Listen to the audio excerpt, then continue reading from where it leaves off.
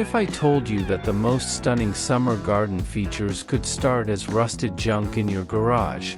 That the things you're about to throw away could become the heart of your backyard's beauty?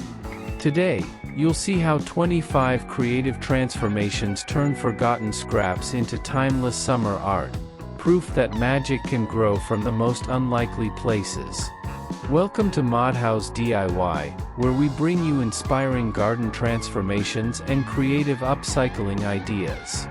This video, From Rust to Radiance, 15 backyard garden transformations that turn trash into timeless summer art, is packed with ideas you can adapt for your own space. We've included timestamps so you can jump to your favorite sections, and if you have questions or ideas, drop them in the comments. I'd love to hear them. Maybe to you, I'm just another face on a screen. But behind this content, there's a real story, and a real family. This isn't just a video. It's a piece of my heart. Every like, every comment, every subscribe, it truly matters. When you hit that subscribe button, you're not just helping a creator grow. You're helping a dream stay alive. You're giving a small family hope, one click at a time. Thank you for being here. Thank you for seeing me.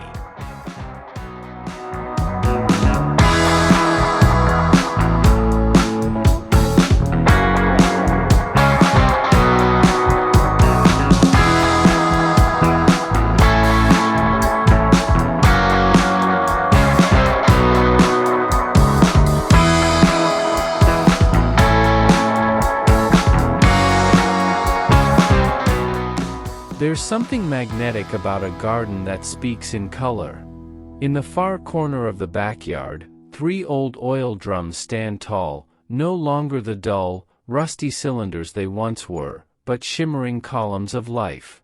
Their metal skin now wears the joy of summer, a coat of turquoise that catches the morning light, a sweep of sunflower yellow that glows like midday, and a burst of coral pink that warms the evening air. Each drum has been cut open at the top, its new mouth cradling soil rich with promise. Geraniums spill over in a wave of red and pink. Lavender stands proudly, its purple spikes swaying with the wind, carrying that unmistakable scent that softens the mind. Trailing petunias tumble down the sides like gentle green waterfalls, their blossoms nodding to every passing breeze. Up close, you can see the faint memory of their past life, a small dent, a weld line, reminders that beauty often grows from what was once forgotten. The sun hits the paint in shifting patterns, and the colors seem to breathe with the day. Around their base, marigolds bloom bright and bold, their golden hue not just charming but practical, whispering away the mosquitoes that dare to wander too near. A narrow gravel path winds toward them, crunching softly underfoot. Bees hum busily from flower to flower, and somewhere in the background, the air carries the sweet tang of citrus from a potted lemon tree. Children pass by and pause, curious. Were these really trash? They ask. And yes, once they were. But here, in this garden, they have become towers of life, monuments to second chances. The painted oil drums are more than containers for plants. They are proof that summer can turn the simplest thing into magic. The sky can pour its blue into metal, the sun can kiss it gold, and the garden, oh, the garden, will rise to meet it with blooms that never tire of being seen. Here, beauty is not bought. It is made, again and again, in the quiet hands of those who see potential where others see waste.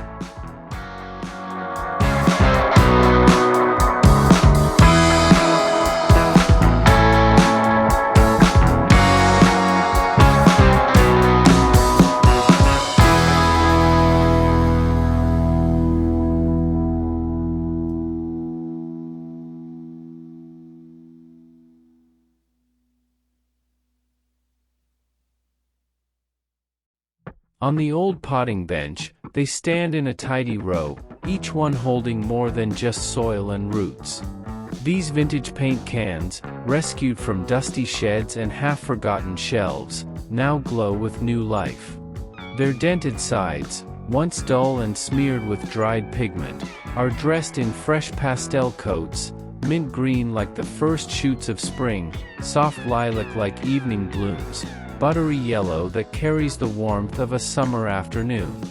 Inside each can, the garden breathes. Rosemary stretches upward, its needle-like leaves perfuming the air with the scent of hillside meadows. Basil spills over, lush and tender, releasing its sweetness when the sun touches it. Thyme creeps gently, its tiny leaves holding the essence of warm earth and distant kitchens. Some cans wear their history with pride, their faded labels and scratches telling quiet stories of rooms once painted, projects long finished. In the garden, those marks feel like freckles, imperfections that make them beautiful. Bees hover over the tiny lavender flowers that rise among the herbs, while marigolds planted at their base flash gold like sparks in the green. A gentle breeze stirs, and the herbs sway, brushing against one another like old friends. The sound is soft, almost like the pages of a book turning. From the cottage window just behind them, ivy drapes lazily, and lace curtains flutter with each sigh of the wind. It's easy to linger here. To run a hand along the cool metal rim of a can, to lean down and inhale the mingled perfume of rosemary and basil, to let the mind wander to the meals they might flavor and the tea they might steep. These paint cans were never meant for gardens. Yet, in this place, under this sky, they found a second purpose. They remind us that usefulness is not lost with age or wear. That sometimes, the most charming pieces of a garden are those that carry both the weight of the past and the bloom of the present. They sit in their line like a chorus, each singing a different note of summer, each holding a little patch of green that belongs to the hands that saved them.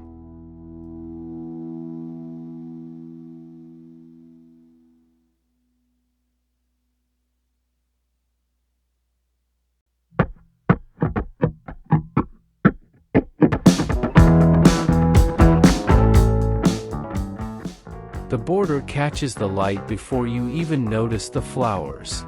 Along the curve of the path, a line of metal discs rises from the soil, each one glowing in its own shade of summer. Once they were nothing but discarded paint can lids, scratched, bent, and tossed aside. Now, they stand shoulder to shoulder, dressed in fresh coats of cobalt blue, fiery red, lemon yellow, and every playful tone in between. They're not just a barrier between path and bed, they're a ribbon of color tying the whole garden together. In the morning, the dew clings to their edges, sparkling like tiny jewels. By midday, the sun turns them into mirrors for the sky. As dusk falls, their colors deepen, glowing softly against the cooling air. Behind them, the garden swells with life. Lavender leans lazily over the border, brushing its purple heads against the warm metal. Daisies stand tall, their white petals almost too bright against the bold colors below. Marigolds dot the scene with gold, their scent a quiet shield against summer pests. There's a joy in how they're arranged, some straight, others tilting slightly, as if sharing secrets in the breeze. The lids are imperfect, a dent here, a scratch there. But those marks are like the lines in a smile, proof of a life lived and a purpose found again. Walking along the path, you feel the crunch of gravel underfoot and catch the mingling scents of rosemary and thyme from just beyond the border. Your eyes move naturally from flower to lid, from petal to paint, until the two become inseparable in the scene, garden and art, working together. It's a simple idea, almost too simple to imagine until you see it here, alive in the earth. But that's the magic, the transformation of something small and overlooked into a piece that brings the garden not just order, but delight. The lids will weather again in time. The sun and rain will add their own touches, fading some colors, deepening others. But they will remain here, standing guard, holding the edge between wild growth and human care, a reminder that beauty often starts at the very edge of things.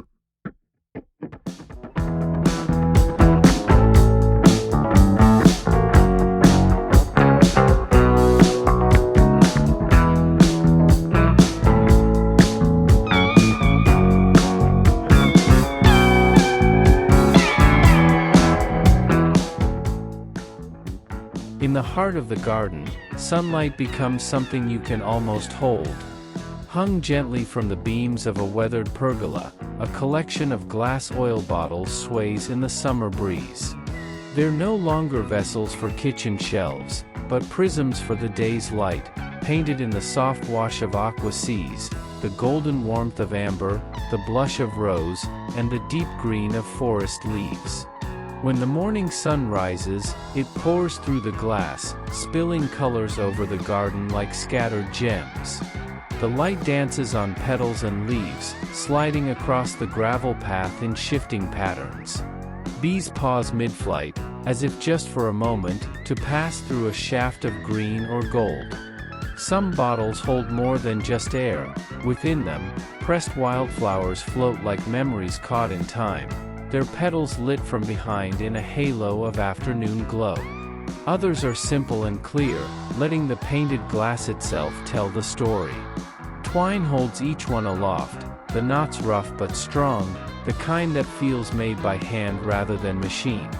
Below, lavender stretches toward the swaying bottles, its purple blooms waving in the perfumed air.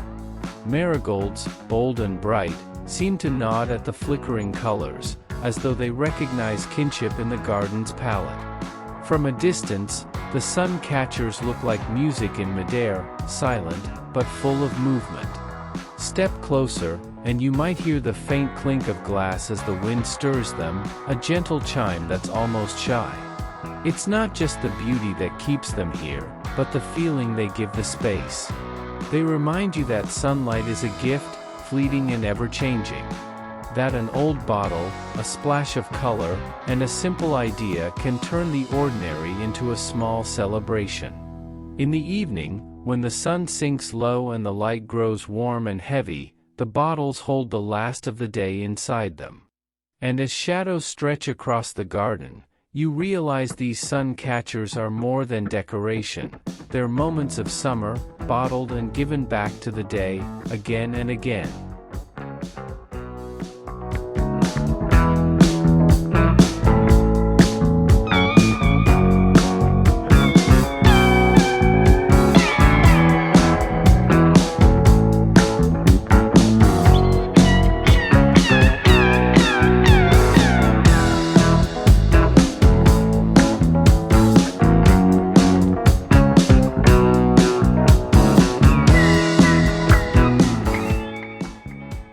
Step through the arch, and you're greeted by the scent of summer.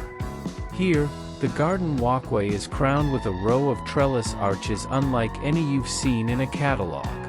Each one is made from old bicycle wheels, their once petaled lives now repurposed into circles of steel and story. The spokes catch the light like fine threads, and the painted rims, teal, sunflower yellow, cherry red, bring a festival of color to the path. The wheels stand tall, joined in graceful arcs that invite you to pass beneath them. Twining roses climb eagerly up the sides, their blooms spilling across the curves in blush pinks and deep crimsons. Morning glories slip through the spokes, their star-shaped flowers turning with the sun as if they, too, are drawn to the sky's slow journey. Each breeze brings a rustle of leaves and a faint creak from the metal. Not from strain, but from age, a gentle reminder that these arches have lived other lives. Once they spun down roads, carried riders through rain and sunlight. Now, they stand still, rooted in the earth, carrying flowers instead of people. Beneath the arches, the gravel path crunches softly underfoot. Bees work their way through the blossoms, and a butterfly drifts lazily past, brushing its wings against a petal before continuing on. The garden feels taller here, the air a little cooler in the shade of blooms. In late afternoon, the light filters through the spokes, casting patterned shadows on the path, circles within circles, a lacework of sunlight and steel. The vines sway gently, whispering against one another in a language only they understand. It's a scene that draws you in, urging you to linger just a little longer.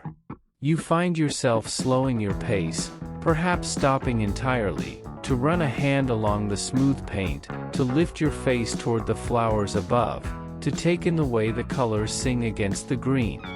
These trellis arches are more than structures, they are gateways. Not just into the garden, but into a different way of seeing things, where what's worn becomes beautiful, where what's discarded becomes part of the bloom, and where every step forward feels like walking into a story that summer itself is telling.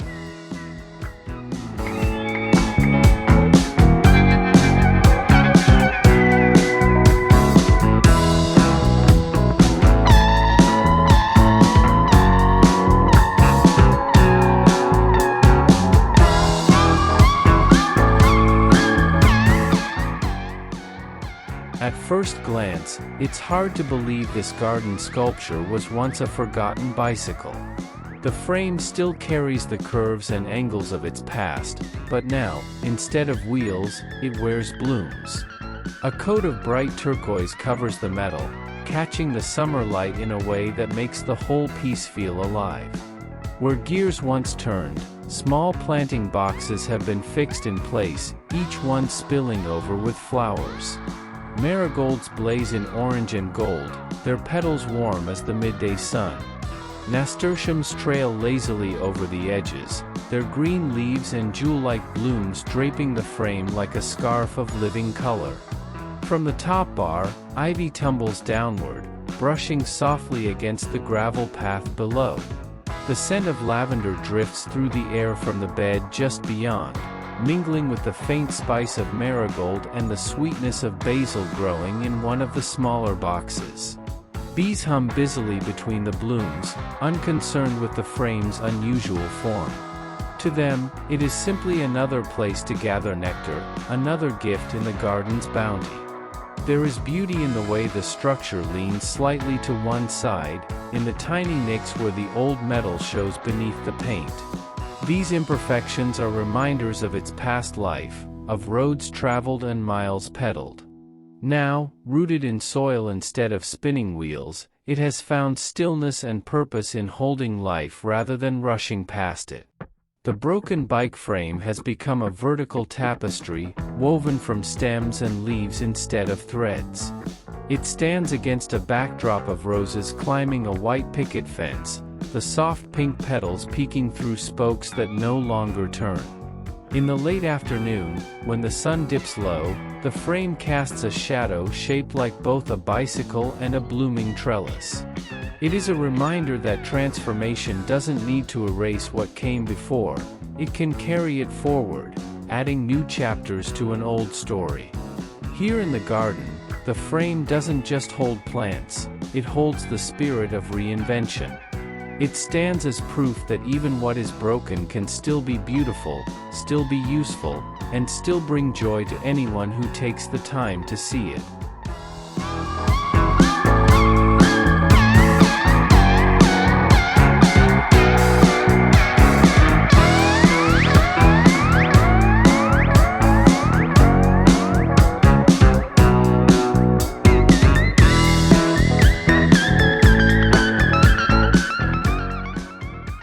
It sits solid and unmoving, a piece of machinery no longer fit for the road but perfectly suited for the slow rhythm of the garden.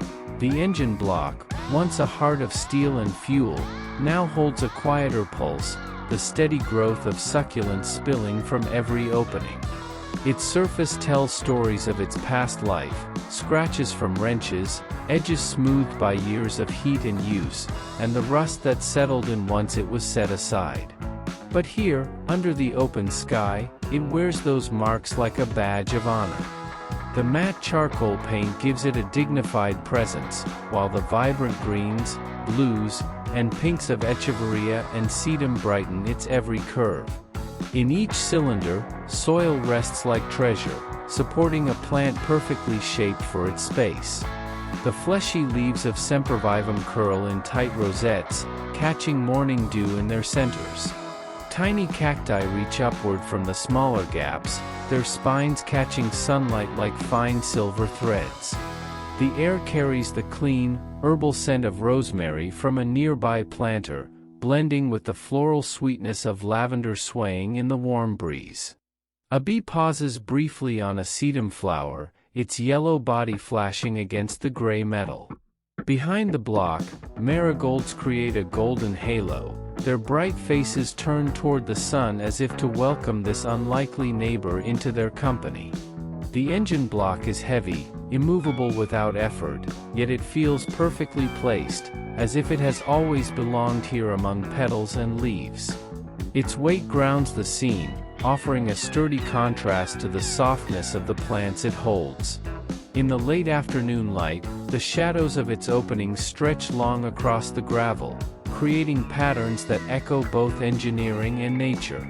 It is a quiet kind of beauty, the sort that doesn't demand attention but rewards it richly. Standing over it, you can almost hear the echo of its old life, the hum of motion replaced by the gentle rustle of leaves. Now, instead of speed, it offers stillness. Instead of burning fuel, it nurtures life. And in that transformation lies its charm, proof that even the most rugged, industrial relic can bloom with unexpected grace when given the chance to rest in the garden's embrace.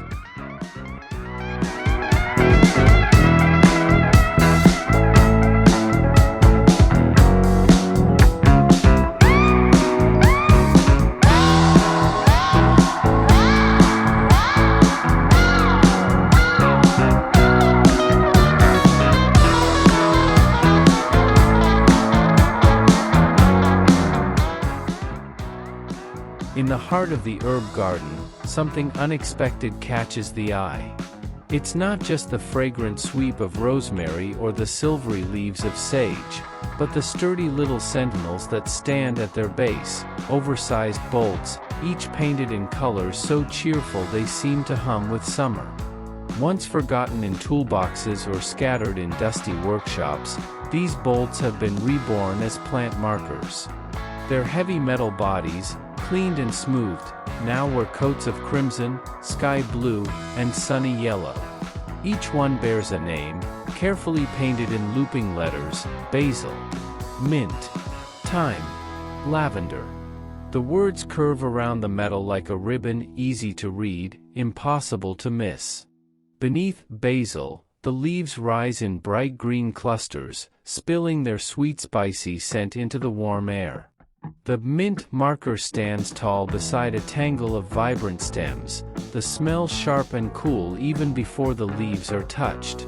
Lavender leans slightly, its base nestled in a bed of purple blooms swaying lazily in the breeze. The bolts are not delicate, and that's their charm. Rain doesn't rattle them, wind doesn't tip them, and the sun only seems to deepen their colors. Even the rust creeping in around the edges feels right here, adding texture and a sense of time. Children in the garden are drawn to them, tracing the letters with small fingers, learning the names of plants by touch as much as by sight. Garden visitors stop and smile, a little surprised to see something so industrial feel so at home among flowers and herbs. The path between the beds crunches softly underfoot. Bees hum over the marigolds planted between the herbs, their gold petals glowing even brighter against the bolts' painted surfaces. Overhead, the summer sky seems to echo the colors below, the bolts' blues like open air, their yellows like the afternoon sun, their reds like the last light before evening. It's a small idea, really, turning bolts into plant markers. But it adds a quiet layer of story to the garden, a bridge between workshop grit and garden grace. Here, in the earth, the bolts no longer fasten machines together. They fasten memories in place, marking not just what grows, but how it's cared for.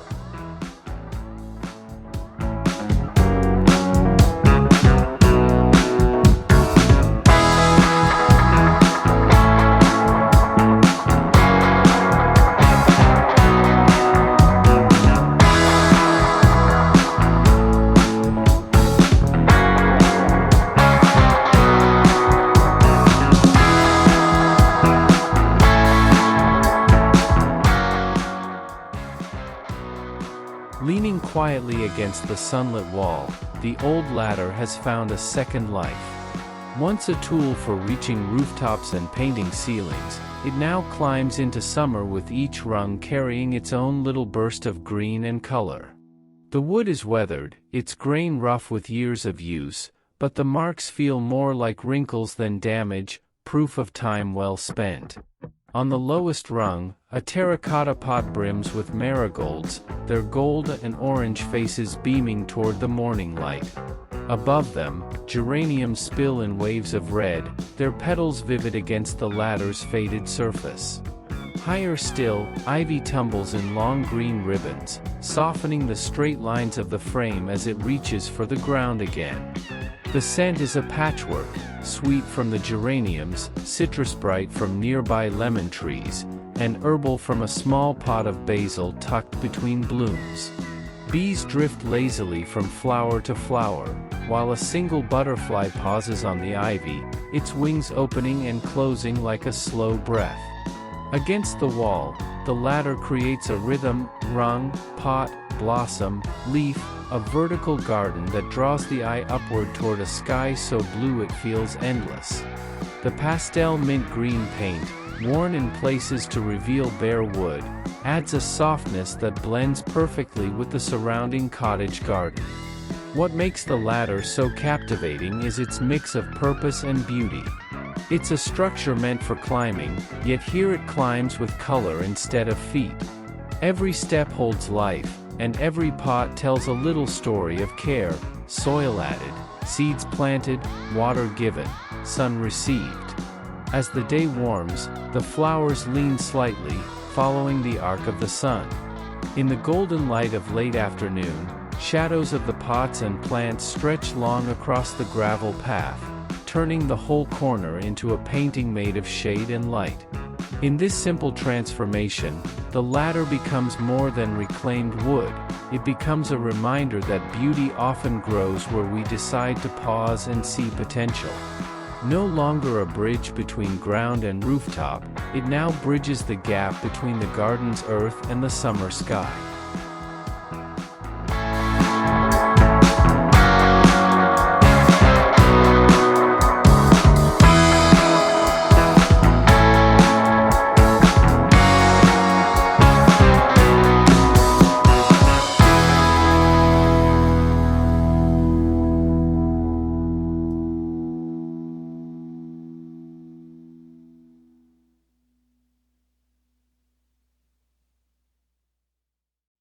Along the edge of the garden, the fence hums with color. It's made from sheets of corrugated metal, once dull and gray, now transformed into a summer quilt of turquoise, sunflower yellow, and coral. The paint catches the sunlight and reflects it in ripples, the raised ridges of the metal creating shadows that shift with every hour. At the base of the fence, wildflowers have claimed their place. Cosmos sway with feathery leaves, their pink petals nodding lazily in the warm breeze. Orange poppies stand proud, their papery blooms glowing like tiny lanterns in the afternoon light. White daisies, simple and unassuming, fill the spaces in between, their golden centers like drops of sunshine on stalks. The air here is alive with sound, bees weaving through the blossoms, the gentle rustle of petals brushing against one another, and the faint hum of wind playing across the fence's metal surface. A butterfly flutters down to rest on a poppy, its wings folded in a moment of quiet before it rises again into the summer air. Up close, you can see the life of the fence before it stood here. Small dents, spots of rust sealed under layers of paint, and the uneven lines of brushstrokes where a hand, not a machine, gave it its new skin. These imperfections make it more alive, a fence that carries both its history and its renewal. In the golden glow of late afternoon, the wildflowers cast soft shadows onto the metal panels, turning the flat surface into a moving artwork of leaf and stem. The colors of the fence seem to deepen, the turquoise cooler, the coral richer, the yellow glowing like a captured piece of sunset. The fence is both backdrop and partner to the blooms. Without it, the flowers would still be beautiful, but here they feel framed, as if the metal was always meant to hold their colors in place. And without the flowers, the fence would be bright but quiet. Together, they are a conversation between steel and petal, strength and softness. In this corner of the garden, beauty doesn't come from perfection. It comes from contrast, from giving the wild a place to lean against, and from letting the bright days of summer leave their mark on both metal and flower alike.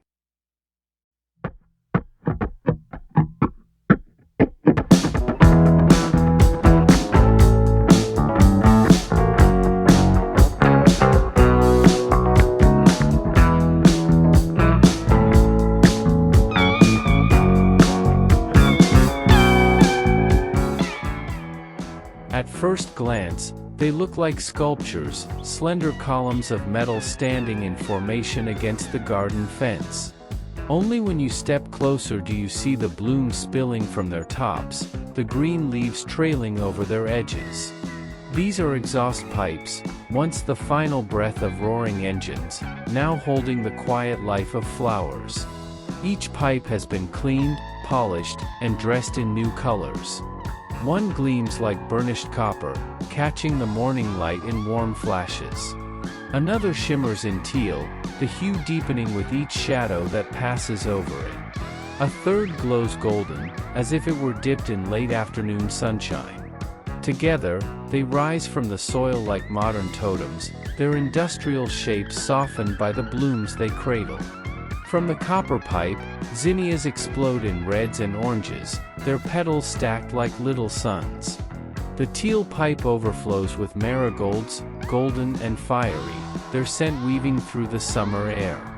The gold pipe holds a cascade of trailing lobelia, its blue flowers spilling down like a stream against metal. The contrast is striking, the cool weight of steel against the warmth of living color. Bees hover at the blooms, indifferent to their unusual vases. A butterfly rests for a heartbeat on a petal before lifting into the breeze. The pipes are arranged at different heights, giving the flowers a natural rise and fall, almost as if they were growing from a hillside rather than from recycled steel. Behind them, the garden fence becomes a canvas, framing the pipes and the blooms in one harmonious line. You can still see small traces of their past life, a faint weld line here, a groove worn smooth there. These are not hidden, because they are part of the story. The pipes speak of motion and noise, now replaced by stillness and growth. In the evening, when the light softens and the air cools, the metal holds the day's warmth, keeping the soil within just a little cozier for the flowers. And as night falls, they stand quietly in the shadows, guardians of the blooms they hold. In this transformation, the exhaust pipes have traded speed for patience, gasoline for water, and asphalt for earth, a trade the garden accepts gladly.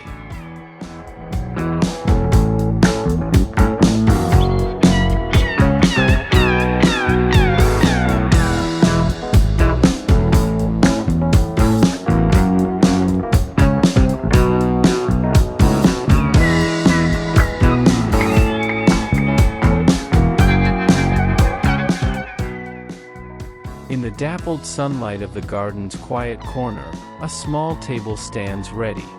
At first, it seems ordinary, a sturdy base, a smooth top, but a second glance reveals its secret. The foundation is made from stacked brake discs, each one once part of a moving machine, now anchored in stillness. The discs have been cleaned, their steel surfaces smoothed and painted in deep matte black, the kind that absorbs sunlight without glare. In some places, hints of gold peek through the paint, catching the light like fine dust. Their circular shapes, layered together, give the base both strength and an intricate beauty, a pattern born from engineering, now serving the language of the garden. On top rests a reclaimed wooden surface, its grain rich with history, the kind of wood that holds both warmth and texture. A small vase of fresh marigold sits at its center, their golden petals glowing in the late afternoon light.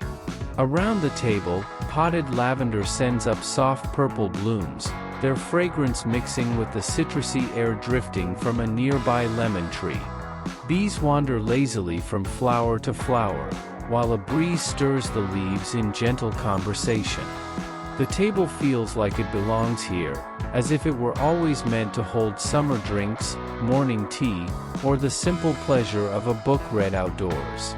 There's a quiet satisfaction in knowing the break discs still hold weight and purpose, but now it is the weight of joy rather than motion. If you look closely, you can still see the tiny grooves on the disc surfaces, marks from their former life on the road. These are not flaws, they're memories, carried into a new chapter. The steel, once tested by speed and friction, now knows only the slow rhythm of days in the garden. As the sun lowers, shadows gather in the table's curves, the metal darkening to match the deepening sky. Soon, the discs will be cool to the touch, the wood above still faintly warm from the day. In this place, the table is more than furniture. It's a meeting of two worlds, the mechanical and the natural, bound together by the hands of someone who saw possibility where others saw scrap.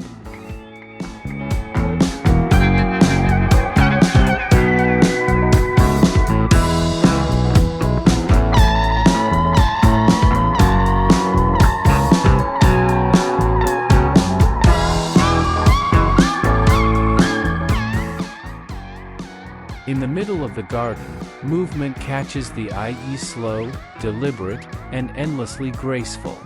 It's not the flutter of bird wings or the sway of branches, but the turning of metal petals. These are fan blade wind sculptures, their industrial past softened by color, shape, and the rhythm of the breeze. Each blade has been carefully cleaned, its edges smoothed, then painted in shades that sing of summer. Cobalt blue that mirrors the afternoon sky, sunny yellow like fields of wildflowers, and crimson as rich as ripe cherries. As the wind moves through, the blades turn lazily, casting brief glimmers of light as they catch the sun. One sculpture stands tall like a proud sunflower, its petals radiating from the center in perfect symmetry. Another is more whimsical, with blades shaped like curved leaves, painted in amber tones from turquoise to teal, the colors deepening with each spin. In the smaller spinners, pastel pinks and greens blend into one another, creating a soft hum of color against the garden's bright greens. Around them, the air is alive. Lavender waves in soft purple plumes, daisies sway on slender stems, and the tall hollyhocks lean just enough to frame the sculptures without hiding them. Bees weave in and out of the blooms, and a pair of butterflies chase one another in looping patterns, crossing through the sculpture's spinning shadows. There's something soothing in their motion, a reminder that movement doesn't have to be fast to be captivating. The gentle rotation is like the ticking of a slow clock, marking time not in seconds, but in breaths of wind. Up close, you can see the marks of their past, faint scratches from years of work cooling engines, a tiny dent from a dropped tool, spots where the paint wears thin to reveal the metal beneath. These are not mistakes, they are stories, carried forward into a new chapter where utility becomes art. In the evening, when the wind softens and the light grows golden, the sculptures spin slower still, until they pause, resting in perfect stillness. And yet, even when still, they seem ready to move again, waiting for the next breath of summer air to set them turning, to keep them alive in the garden's endless dance.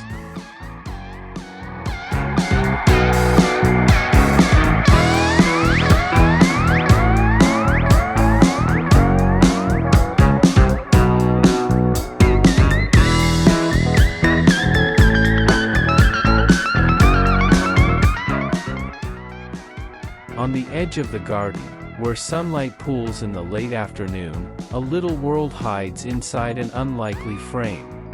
Once, it was the front of a television, a wooden box that flickered with black and white scenes, then color, then nothing at all. Its screen is gone now, replaced by a living diorama that hums with quiet life, a fairy garden. The inside is lined with soft green moss that spreads like a miniature meadow. A winding path of tiny stepping stones leads to a small handmade cottage, its roof topped with red shingles no bigger than a thumbprint. Around it, miniature benches sit under the shade of dwarf plants, each one blooming in delicate bursts of pink, white, and yellow. In one corner, a thimble-sized fountain trickles water over pebbles, the sound barely audible unless you lean in close. The air carries a mix of scents, lavender from a nearby planter, thyme from the tiny patch inside the box, and marigolds glowing bright just outside the frame. The TV casing still holds traces of its past. A faint scratch where the channel dial used to be.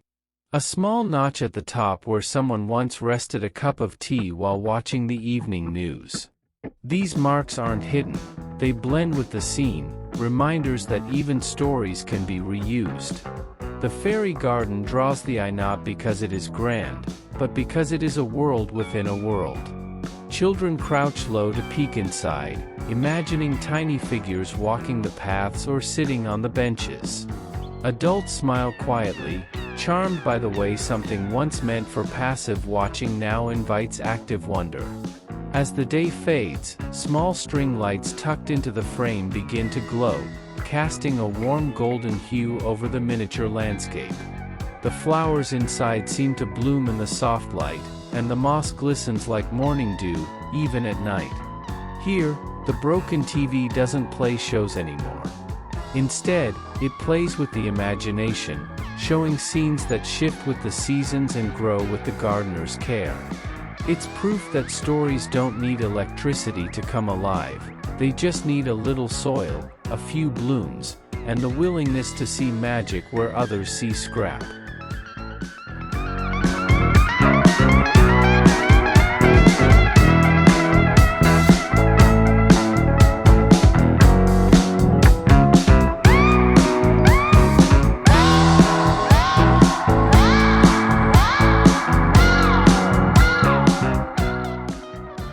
High above the garden beds, a burst of color hovers like a summer moon. It's not a sculpture or a parasol, it's an old satellite dish, given a second life as a hanging planter. Once it gathered signals from distant skies, carrying voices and images into living rooms. Now, it gathers sunlight and rain, cradling flowers instead of frequencies. The dish's wide, curved surface has been painted in turquoise, sunflower yellow, and coral, the colors glowing against the backdrop of blue summer sky. Its shape holds soil perfectly, creating a shallow bowl where plants can spread in every direction. Petunias tumble over the rim in rivers of pink and purple, their blossoms swaying gently with the breeze. Nasturtiums trail downward in bright orange ribbons, their leaves like little green lily pads catching the sun. From the center, ivy stretches outward, its vines wandering over the edge and down into the air below. The scent here is a layered melody, the sweet perfume of petunias, the peppery hint of nasturtiums, and the earthy green of ivy. Bees arrive in pairs and trios, weaving between the blooms, while a butterfly hovers before settling on a petal that tilts under its weight. The dish still bears tiny signs of its past life. A faint pattern of screw holes along the edge. A small dent at the curve, barely noticeable beneath its bright paint. These details are part of its charm, reminders that beauty doesn't erase history, it builds upon it. Suspended from a sturdy pergola by weathered chains, the planter sways ever so slightly, moving with the rhythm of the wind. On sunny days, it casts a floral shadow onto the path below, turning the gravel into a patchwork of leaves and petals. In the late afternoon, when the sun leans low, the painted surface catches the last warm rays, making the colors glow as if lit from within. The blooms seem to lean toward the light, their faces bright against the darkening sky. Here, in this garden, the satellite dish has found a new signal, one that speaks not in static and sound, but in petals and scent. And it's a message anyone can understand, that even what's built for the faraway can become a home for beauty right here at hand.